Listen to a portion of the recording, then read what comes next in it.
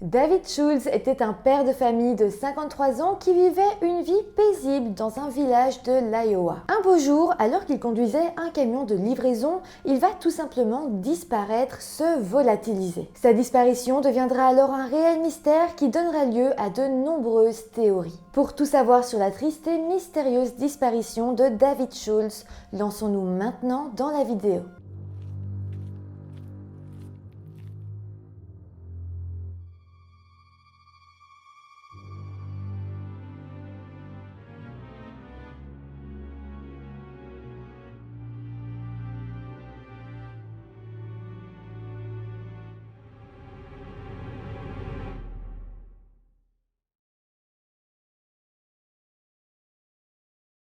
Hello tout le monde, j'espère que vous allez bien. Aujourd'hui, je vous retrouve avec une affaire très récente puisqu'elle date de 2023. J'ai pas l'habitude de traiter de cas aussi récents, mais ici j'ai l'impression que c'est important de faire connaître cette histoire parce que déjà on sait pas mal de choses en soi sur la disparition de David. Oui, il y a beaucoup de théories, mais je pense que c'est important de relayer cette histoire, ne serait-ce qu'au cas où. Je pense que ses proches, sa famille ont besoin qu'il y ait pas mal de médiatisation, même partout dans le monde, pour essayer de réveiller un petit peu plus la police, les médias, pour faire bouger les choses. Sinon, avant de commencer, laissez-moi vous dire que cette vidéo est sponsorisée par Oli Énergie. On ne vous les présente plus. Je pense qu'à présent, vous connaissez toutes et tous les boissons Oli. Oli, c'est la marque de boissons énergisantes parfaite si vous voulez prendre soin de vous, de votre santé et de la planète. Les boissons se présentent sous forme de poudre, ce qui préserve la planète des bouteilles en plastique inutiles. De plus, les boissons sont véganes, renforcées en vitamines et faibles en calories. Et le tout évidemment sans sucre et avec des arômes et colorants naturels. La gamme énergisante utilise une caféine cristallisée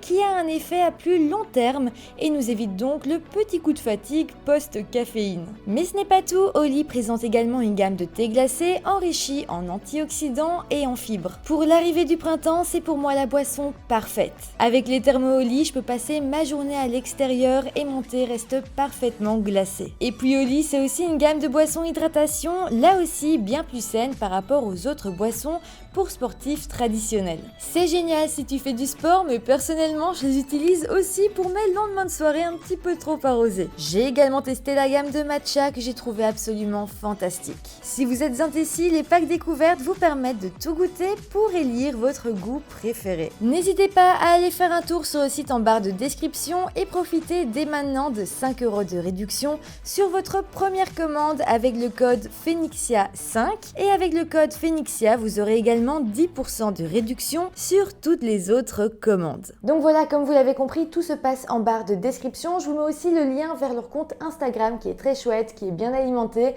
Donc voilà, n'hésitez pas à aller vous abonner à eux. Mis à part ça, eh bien n'oubliez pas non plus de vous abonner à ma chaîne. Vous pouvez aussi vous abonner à mon compte Instagram, je le mets quelque part en dessous. Et donc voilà, à présent, je pense qu'on peut se lancer dans cette triste affaire. Nous sommes en 2023. David Schultz est un père de famille de 53 ans vivant aux États-Unis dans la ville de Wall Lake dans l'état de l'Iowa. Il y vivait avec sa femme Sarah ainsi qu'avec ses enfants. Sarah et lui s'étaient en fait rencontrés quand ils étaient encore au lycée, sauf que même si en soi ils étaient dans la même école, ils s'étaient jamais parlé, et puis un ami en commun les avait fait se rencontrer, et c'est là qu'ils avaient un petit peu discuté, mais malgré tout, ils n'étaient pas sortis ensemble directement. Par la suite, plusieurs années après avoir obtenu leur diplôme, eh bien David et Sarah s'étaient recroisés totalement par hasard lors d'une fête organisée encore une fois par un ami qu'ils avaient en commun. À ce moment-là, David était célibataire et Sarah l'était elle aussi, bien qu'entre-temps, elle soit devenue maman de 2 enfants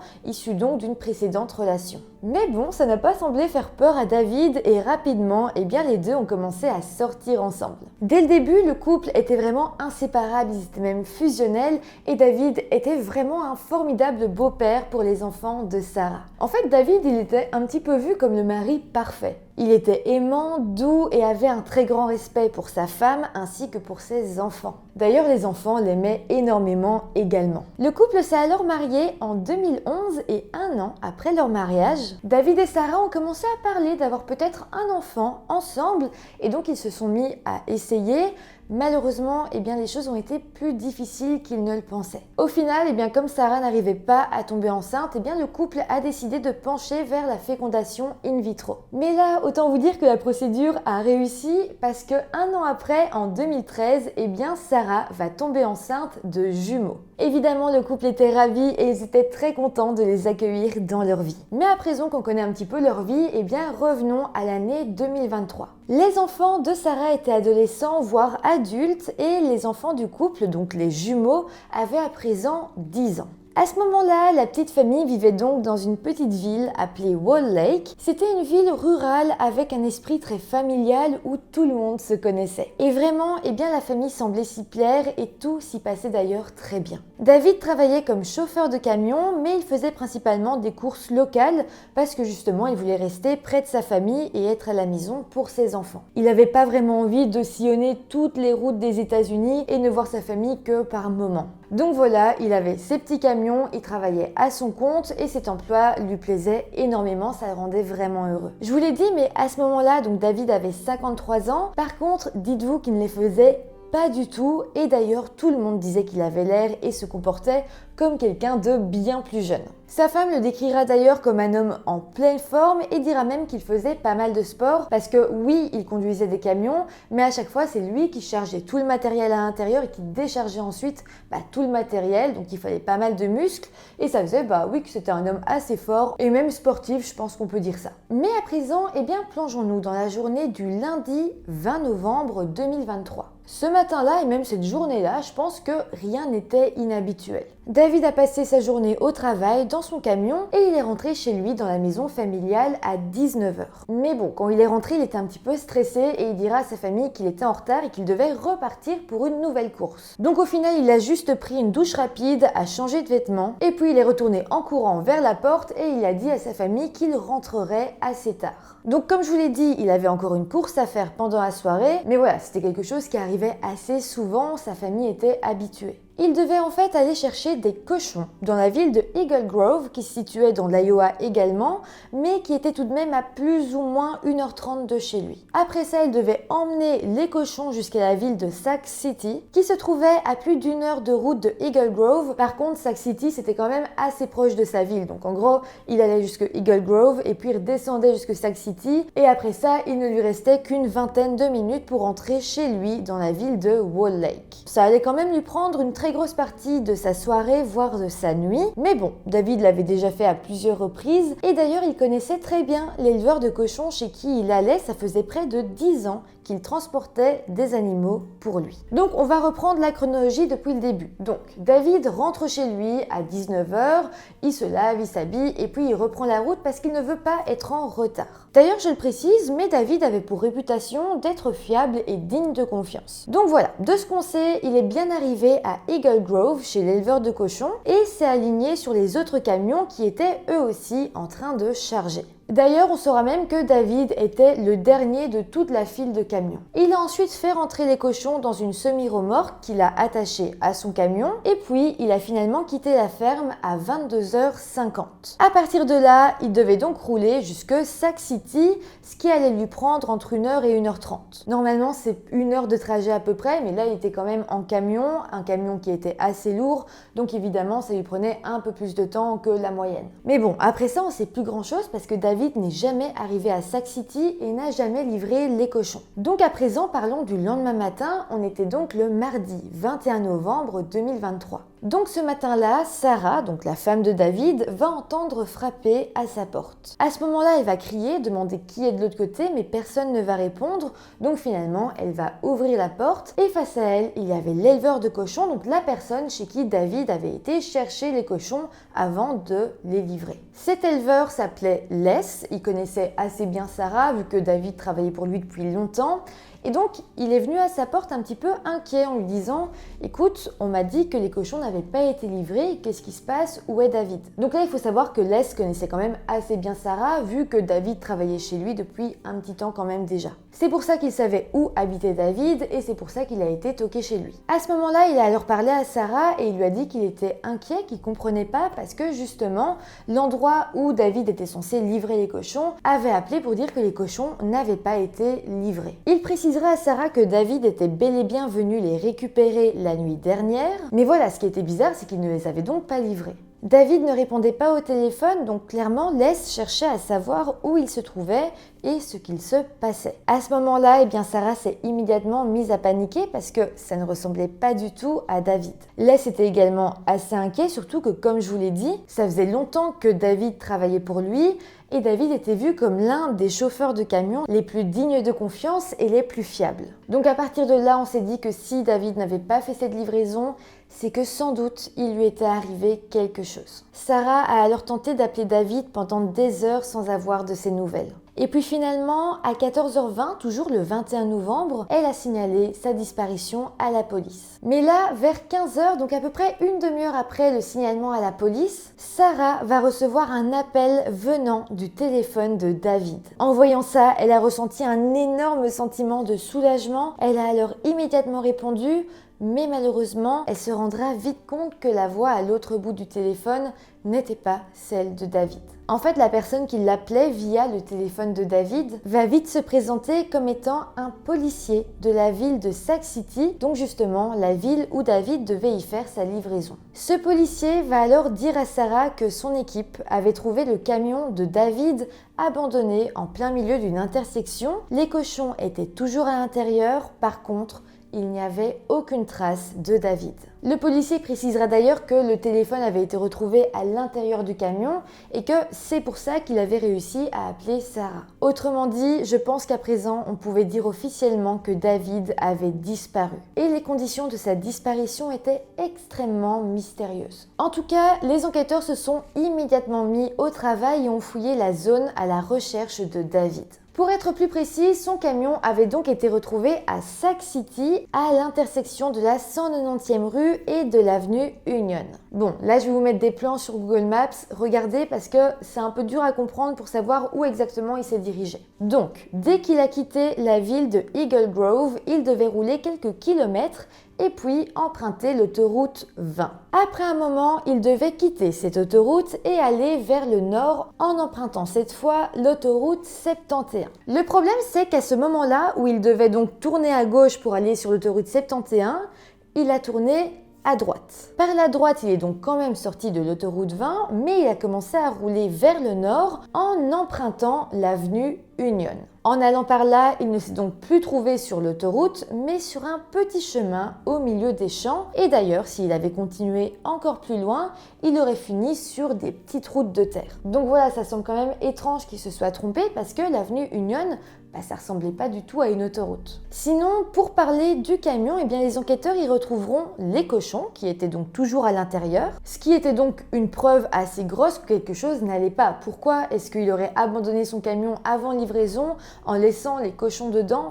Ça n'avait aucun sens. Par la suite, les agents de police ont même fouillé la zone à pied et ils ont également amené des chiens de recherche. Ils ont utilisé des VTT pour parcourir les chemins sinueux et ils ont même utilisé des avions de police pour rechercher David grâce à l'imagerie thermique. Malheureusement, même avec tous ces moyens mis en œuvre, ils ne retrouveront rien. Rien mis à part une découverte. Dans un fossé, près de là où a été retrouvé le camion, les enquêteurs vont retrouver la veste de David qui semblait y avoir été jetée. Mais rien d'autre, il n'y avait pas d'autres signes distinctifs, pas de preuves, pas d'indices, c'était juste la veste de David tombée dans un petit fossé. Mais bon, les enquêteurs vont continuer leurs recherches et à l'intérieur du camion, ils vont trouver pas mal de choses. En fait, ils vont y retrouver toutes les affaires de David, y compris son portefeuille qui contenait la somme de 2000 $ en espèces. Alors, je me suis demandé pourquoi il avait autant d'argent en espèces, mais je me dis que comme il travaillait à son compte, c'est fort possible que parfois il empochait l'argent au noir et que donc il ne le déclare pas et qu'il le reçoive plutôt en espèces. Selon moi, c'est donc l'explication numéro 1.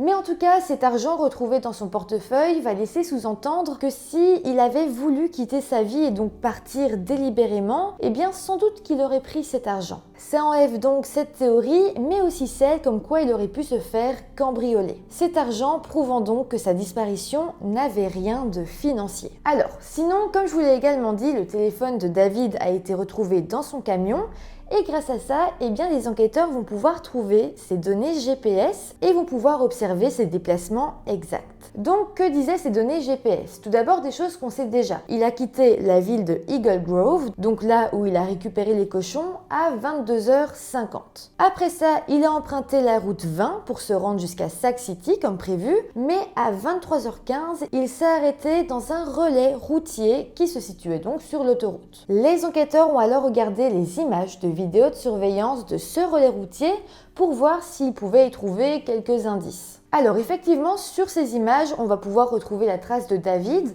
On verra qu'il gare son camion sous un lampadaire et qu'à ce moment-là, il descend, il contourne son camion et puis finalement, il va commencer à chercher quelque chose à l'intérieur. Finalement, il va sortir une bouteille de son camion, boire donc quelque chose et puis la remettre à l'intérieur. Ensuite, il s'est réinstallé dans son camion, il a traîné un petit peu sur son téléphone et puis il est reparti. Donc en soi, il n'y avait rien d'anormal. En tout, il est donc resté 16 minutes dans ce relais routier. C'est normal quand on est chauffeur de camion de faire des pauses à des moments. Donc il n'y a rien d'anormal et surtout qu'on verra qu'à ce moment-là, il était bel et bien seul. Après ça, une caméra se trouvant sur l'autoroute 20 l'a filmé en train de rouler. Il se dirigeait donc toujours vers l'ouest et tout semblait très bien. Pour le moment, il suivait donc son itinéraire. Mais voilà, on verra grâce au GPS qu'à minuit 18, il est arrivé à cette fameuse intersection où il était censé bifurquer vers le sud en empruntant l'autoroute 71 jusque Sac City. À ce moment-là, il était donc déjà presque arrivé à destination. Mais voilà, comme on le sait, au lieu de tourner à gauche, il a tourné à droite et s'est dirigé vers le nord. Il a ensuite continué tout droit sur ce petit chemin qui ne ressemblait donc absolument pas à une autoroute. Et donc c'est ça qui paraît insensé. Il est là sur ce petit chemin, il sait qu'il doit aller sur l'autoroute 71, il fait souvent ce trajet, mais pourtant il continue à rouler en sachant très bien qu'il est sur la mauvaise route. Il aurait pu faire demi-tour à tellement de reprises, il n'y avait personne. Mais non, il a continué. Au final, il a roulé près de 5 km jusqu'à arriver à ce croisement entre l'avenue Union et la 119e rue. Et c'est donc à cet endroit précis que son camion a été abandonné. Le GPS notera d'ailleurs que le camion était arrivé à cet endroit à minuit 40. Mais déjà là, il y a quelque chose qui ne va pas parce que rappelez-vous, je vous ai dit que c'était à minuit 18 qu'il avait quitté l'autoroute 20 et qu'il avait bifurqué sur l'avenue Union. Il a parcouru seulement 5 km pour arriver là où il a abandonné son camion. Et donc le GPS montre qu'il y est arrivé à minuit 40, ce qui pose vraiment pas mal de questions. Pourquoi est-ce qu'il a pris 22 minutes pour parcourir ces 5 petits kilomètres? Clairement là, ça montrait que quelque chose n'allait pas. C'est comme s'il avait roulé extrêmement doucement ou même qu'il avait fait des pauses en chemin. Bon, les enquêteurs n'avaient quand même strictement aucun indice sur ce qui avait bien pu lui arriver et donc ils ont commencé à se renseigner auprès des compagnies de transport au cas où David aurait réservé un billet d'avion ou de bus. Donc là, en faisant ça, on voit que les enquêteurs n'excluent pas du tout la piste selon laquelle il aurait pu disparaître volontairement. À ce moment-là, une compagnie aérienne va répondre aux autorités. Elle dira qu'il y avait bel et bien un homme du nom de David Schultz qui avait réservé un vol à partir de la ville de Minneapolis dans le Minnesota pour aller jusqu'à Phoenix en Arizona. Cet homme sera alors immédiatement arrêté et interrogé. Mais au final, les enquêteurs se rendront compte que c'était juste un homonyme. Oui, l'homme s'appelait David Schultz, mais c'était pas le même David Schultz. Il avait le même prénom et le même nom de famille. Donc après ça, ils l'ont relâché et malheureusement, eh bien, les enquêteurs sont revenus à leur point de départ. À ce moment-là, la police s'est alors mis à fouiller les moindres recoins de l'élevage de cochons à Eagle Grove, au cas où Les, donc le propriétaire, pourrait avoir quelque chose à voir dans toute cette histoire. Il connaissait très bien David, il faisait des affaires avec lui, donc peut-être qu'ils avaient eu un désaccord par rapport à une somme d'argent ou quelque chose comme ça.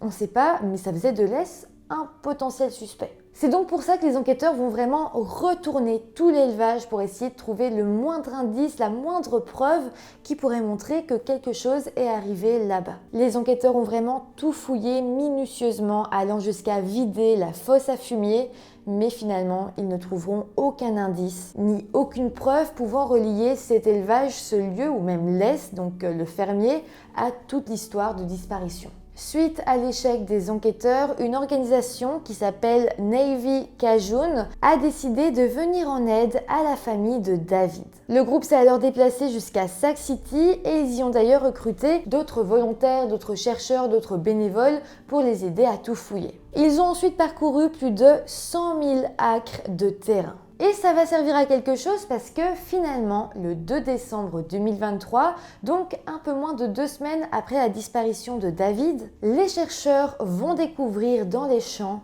le corps d'un homme. Les enquêteurs sont alors venus sur les lieux et après l'avoir identifié, ils diront qu'il ne s'agissait pas du corps de David. En fait, finalement, c'était celui d'un homme qui s'appelait Mark Reisberg, qui était en fait porté disparu dans la région depuis le mois d'octobre. Au final, les autorités révéleront que sa mort n'avait rien de criminel. Mark s'était tué lui-même en se tirant une balle dans la tête. En tout cas, après ça, le porte-parole de l'association Navy Cajun a déclaré qu'il était convaincu que David ne se trouvait plus dans cette zone, donc la zone où son camion avait été retrouvé aux alentours de Sac City, parce que vraiment, ils avaient tout parcouru et ils n'avaient rien trouvé. La disparition de David était réellement un mystère pour tout le monde. Dans la région, il y avait quand même pas mal de petits lacs, mais un peu plus loin, il y avait aussi 2 grands lacs. Il y avait le Black Oak Lake ainsi que le Arrowhead Lake, qui était en fait assez grand pour tenter d'y faire disparaître un corps. Mais au final, on peut même pas être sûr que David est bel et bien mort. On sait que quelque chose lui est arrivé entre 23h15 quand il est parti du relais routier et minuit 40 lorsqu'il est arrivé à cette intersection au milieu des champs où il a abandonné son camion. On se rappelle tout de même qu'il a été filmé sur l'autoroute à 22h30, mais déjà là, on ne pouvait plus être sûr que c'était bel et bien lui qui conduisait son camion. En tout cas, les personnes qui connaissent David ont dit qu'ils étaient persuadés qu'il ne s'agissait pas d'une disparition volontaire. David aimait beaucoup trop Sarah et ses enfants, il avait une vie heureuse, il aimait son travail. De plus, et encore une fois je le redis, mais s'il avait fui volontairement, il aurait au moins pris les 2000 $ en cash dans son portefeuille. De plus, quand même, David avait des objectifs à long terme.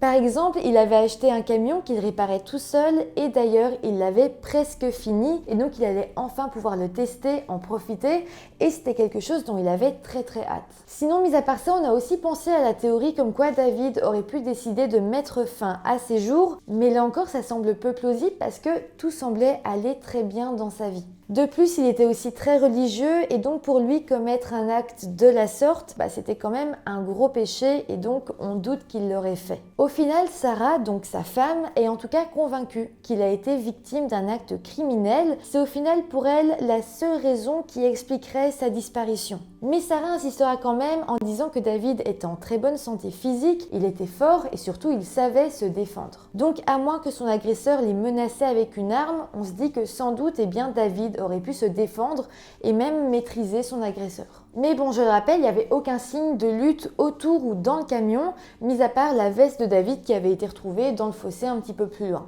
Mais sinon, il n'y avait pas de sang, pas de douille de balle et rien d'important n'a été vraiment retrouvé. On peut donc se demander si ce potentiel agresseur n'aurait pas pris le camion bien plus tôt et l'aurait donc conduit lui-même jusqu'à cet endroit. Par contre, là encore, c'est bizarre parce que les enquêteurs auront bon chercher, mais ils ne trouveront aucun ennemi connu à David. En plus, comme je vous l'ai dit, c'était vraiment une région qui comptait seulement quelques petits villages et la population était en grande partie composée de petites familles sans histoire. Donc vraiment, cette affaire est très frustrante parce qu'on n'a strictement aucune réponse. C'est heureusement une affaire assez récente, donc on peut espérer quand même que la police trouve un jour de nouveaux indices et que d'ici les prochains mois, voire les prochaines années, les choses puissent avancer. En tout cas, c'est tout ce qu'on souhaite pour la famille de David et peut-être même pour David s'il est encore vivant. Peut-être qu'il est en danger, peut-être qu'il est séquestré quelque part, ou peut-être tout simplement qu'il a décidé de refaire sa vie ailleurs. Disons que c'est la meilleure théorie, je pense. En tout cas, voilà comment se termine cette triste histoire. J'espère que ça vous aura intéressé. N'hésitez pas à me dire en commentaire toutes vos théories, je les lirai avec beaucoup d'attention. N'oubliez pas non plus que cette vidéo a été sponsorisée par Holy Energy. N'hésitez pas à aller faire un tour en barre de description. Il y a le lien vers le site internet, le lien vers leur compte Instagram. Donc voilà, n'oubliez pas les codes promo non plus. Mis à part ça, n'oubliez pas de vous abonner à la chaîne, de mettre des petits pouces en l'air. Et moi, je vous dis à très bientôt pour une nouvelle vidéo. Bye!